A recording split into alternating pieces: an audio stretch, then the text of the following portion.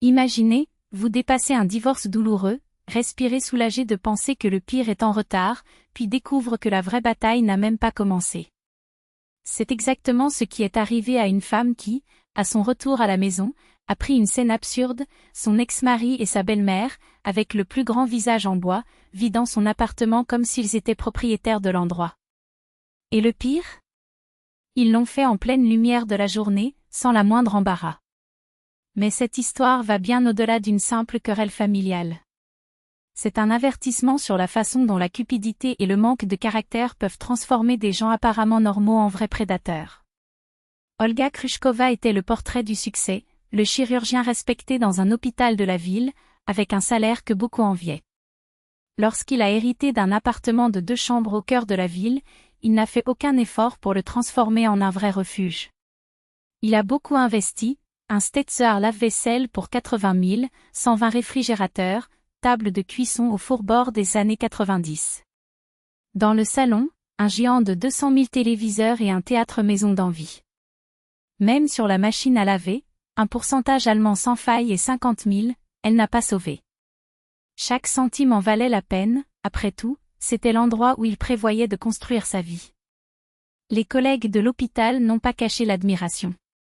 Heureusement pour elle, héritant d'une telle propriété, ont-ils commenté, tandis qu'Olga sourit, fière de ce qu'elle avait accompli avec sa propre sueur. C'est lors d'un événement d'entreprise qu'il a rencontré Maxime Lapchin, un ingénieur de 32 ans, charmant et attentif. Fleurs, dîner dans des restaurants chers, mots doux, il ressemblait au prince enchanté. Bien sûr, elle vivait avec sa mère, Emilia Karpovna, dans un modeste kruchovka à la périphérie, mais justifié par un discours en mouvement, c'est mon devoir de prendre soin d'elle, après tout, elle vieillit. Quand il a ordonné sa main, Olga n'a pas hésité. Il pensait qu'il avait trouvé sa fin heureuse. Au début, la mère, Infro a reçu sa fille, Infro avec une froideur calculée, mais toujours déguisée de sourires forcés et de lignes clichés sur l'importance de la famille, la joie d'avoir des petits-enfants. Après le mariage, Maxime a déménagé dans l'appartement d'Olga, et c'est alors que l'enfer a commencé à s'installer silencieusement. Emilia est venue à apparaître presque tous les jours, inspectant tous les coins de la maison avec un look critique. Tant d'hommes de technologie pour un jeune couple, ne serait-il pas préférable d'économiser cet argent? J'ai réorganisé les meubles, cuit des plats que personne n'a demandé et laissés sur le poêle, et j'avais toujours l'audace de justifier, c'est pour votre bien. Les premiers signes que quelque chose n'allait pas se sont produits 6 mois plus tard. Maxime a commencé à arriver plus tard et plus tard, toujours avec la même excuse, je travaille tard, vous savez comment c'est. Mais ce sont les liens sans fin avec la mère, chuchotant des choses qu'Olga ne pouvait pas entendre, ce qui la mettait vraiment mal à l'aise. Quand il a demandé, il l'a traité comme un paranoïaque, vous vivez dans des problèmes d'inventaire, se détend. Pendant ce temps, Emilia s'installe dans la cuisine comme si elle était propriétaire de la maison, critiquant chaque décision d'Olga, toujours avec le soutien de son fils. Vous devriez être plus compréhensif, a déclaré son mari, faisant écho aux paroles de sa mère. La tension dans l'air était si dense que vous pouviez couper avec un couteau. Le divorce est venu comme une foudre dans un ciel clair. Maxime a simplement annoncé, sans moi, je ne t'aime plus. Nous ne sommes pas compatibles. Il a signé les rôles sans cligner des yeux, et Olga, épuisée de vivre dans un champ émotionnel minier, et il n'a pas essayé de l'arrêter. Après tout, l'appartement était l'héritage, acquis avant le mariage, et tous les appareils avaient été achetés avec son argent. Maxime n'a pris que ses choses personnelles et est retourné chez sa mère. Enfin gratuit, a déclaré Olga. Mais la peine n'a duré que 2 semaines. Elle a été plongée dans une chirurgie complexe à l'hôpital lorsque la voisine, Tamara Ivanovna, a désespérément tenté d'entrer. En contact. 3 appels perdus, un message vocal urgent, Olga, j'ai vu des porteurs avec une camionnette à la porte de votre immeuble. Ensuite, son ex-mari et la belle-mère sont entrés dans l'appartement. J'ai trouvé ça étrange. Dès la fin de l'opération, Olga a couru à la maison. Alors qu'il ouvrait la porte, il a trouvé un paysage dantesque, la maison s'est renversée, des voix dans la cuisine et sur le sol, 2 paires de chaussures qui n'étaient pas les siennes. Ce qu'il a vu a ensuite gelé son sang. Maxime, agenouillé, démantelait le lave-vaisselle qu'elle avait payé. À côté, Emilia a méticuleusement emballé le mélangeur, le multicore, la machine à café, tout ce qui avait de la valeur. Regardez qui est arrivé, ironisait la mère, in-law, sans même interrompre le travail. Maxime leva les yeux et son visage était un mélange d'arrogance et de nervosité. Olga, nous supprimons simplement ce qui nous appartient. Par la loi, nous avons droit à la moitié des marchandises acquises pendant le mariage. Que faites-vous ici? La colère l'a repris. C'est tout le mien. Je l'ai acheté avec ma sueur, avant et pendant le mariage. Emilia se redressa, mettant ses mains sur sa taille comme un général au combat. Tais-toi, fille. Votre ex-mari a des droits, et moi, en tant que mère, j'aime juste mon fils. Après tout, la famille est de la famille. Olga a regardé autour de lui et a senti le désespoir, la pièce était vide, sans la télé, sans le home théâtre. De la cuisine, les câbles de lave-linge sont sortis, clairement déjà supprimés. Ils doivent tout retourner maintenant. Il a exigé la voix tremblante de la fureur. Maxime secoua la tête, cynique. Aucune chance. Nous avons déjà des acheteurs. Nous avons besoin de l'argent.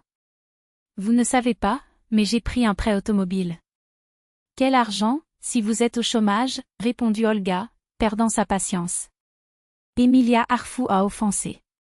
Comment osez-vous? Mon fils travaille, gagne votre argent honnêtement. C'est alors qu'Olga a remarqué, le lave-vaisselle était presque prêt à être pris, les fils enveloppés soigneusement, comme s'ils étaient un trophée. Maxime, arrête ça immédiatement. Tu n'as pas droit sur ces choses. L'ex-mari a ri, sarcastique. Oui, nous étions mariés, donc tout est le nôtre. Mon avocat m'a déjà expliqué. Quel avocat? Qu'est-ce que le droit? Cria Olga, sentant ses mains proches de poing. Pendant ce temps, Emilia s'est approchée du réfrigérateur, l'évaluant avec des yeux gourmands. C'est aussi mignon aussi. Combien ça coûte, hein? Quelque chose à l'intérieur d'Olga a cassé. Ne la touche pas. Maxime se leva, enlevant la poussière de son pantalon. N'en faites pas trop, nous faisons tout correctement. Vous obtiendrez votre part et nous, la nôtre.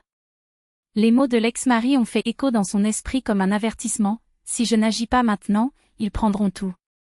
Dans une poussée, elle a avancé et giflé à Maxime si fort que le son résonna à travers la pièce.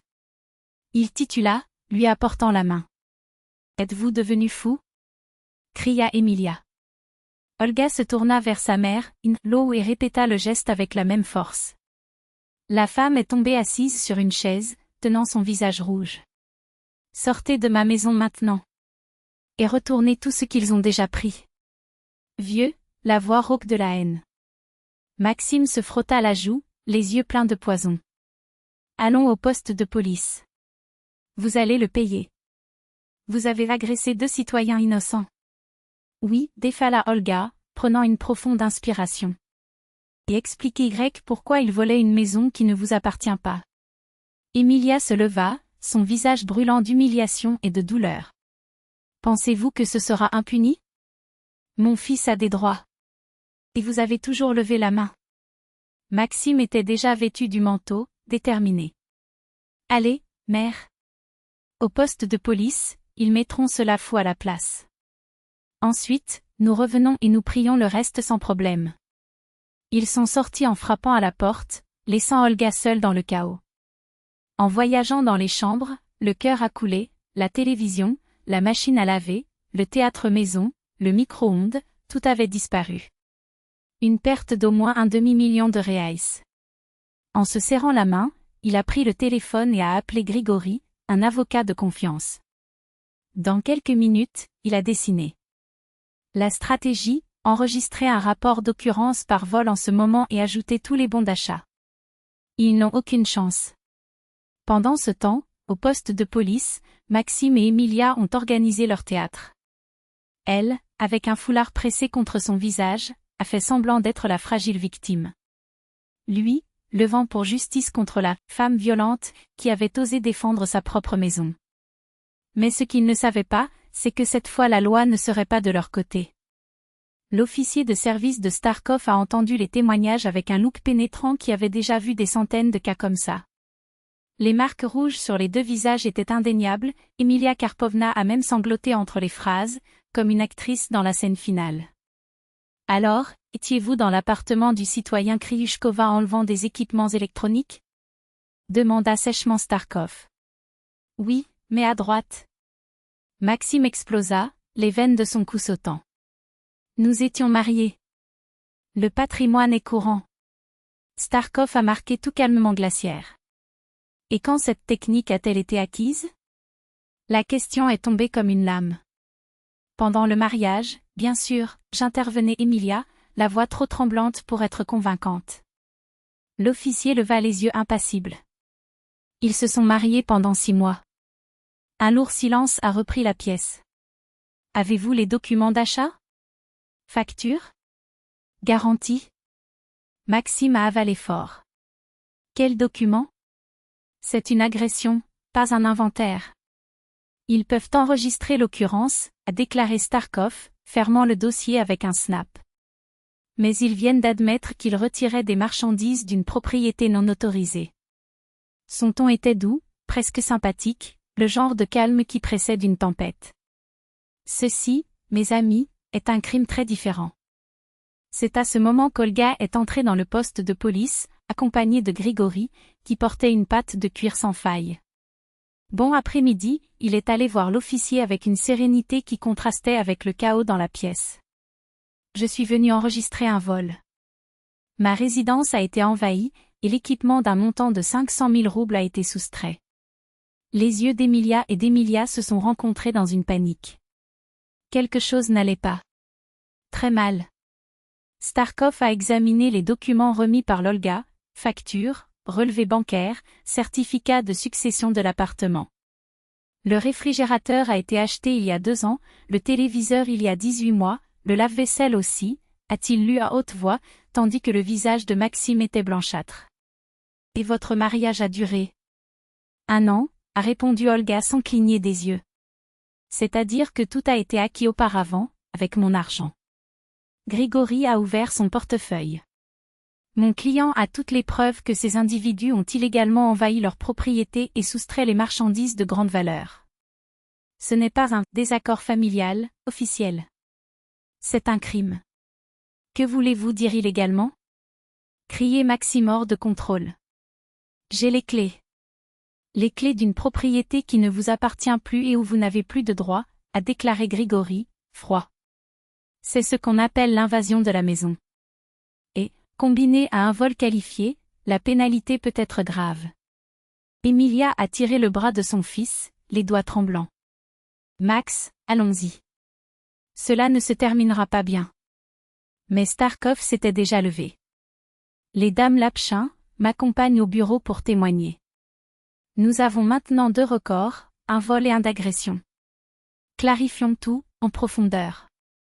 Ce qui a suivi a été un démantèlement chirurgical de ces mensonges. L'enquêteur a constaté que Maxime était au chômage depuis 3 mois, un détail qui cachait même sa propre mère.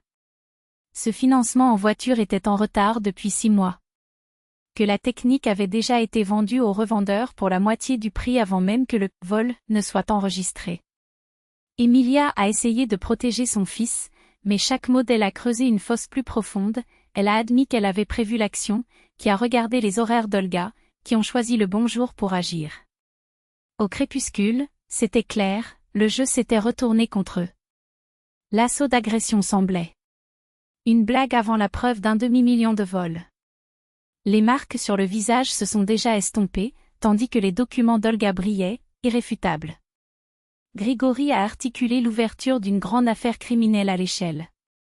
Maxime a connu jusqu'à 6 ans de prison, Emilia, complicité.